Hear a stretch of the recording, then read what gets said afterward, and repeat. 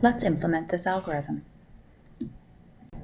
For each pass through the algorithm, the item at index I is inserted into the sorted part of the list. The insert function is a helper function that we'll now write.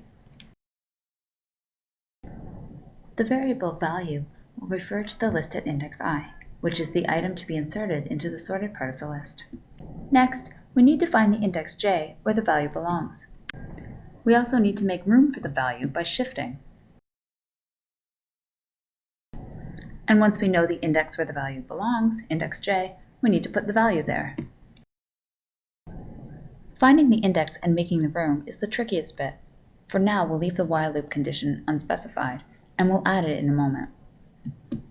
In the body of the loop, one item would be shifted to its right. The index j is then decreased by 1. To determine the loop condition, let's revisit our example. Initially, j refers to I.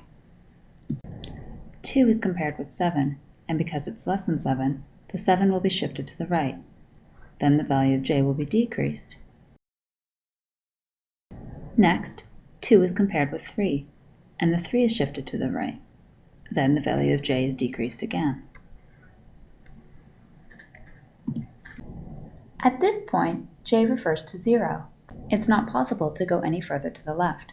We found the location where the 2 belongs. Let's add this reason for stopping to the while loop condition. We want to stop when j is equal to 0, so we'd like to continue as long as it's not. There's another reason why the loop might end as well. Let's consider a second example. In this case, 5 is compared with 7, and 7 is shifted to the right.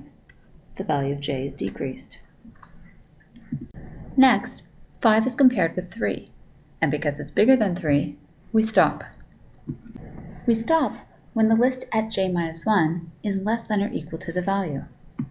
So the second condition under which our while loop should continue is that L at j-1 is greater than the value.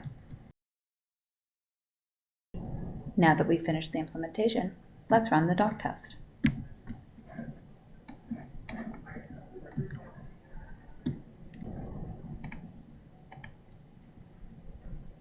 The tests pass.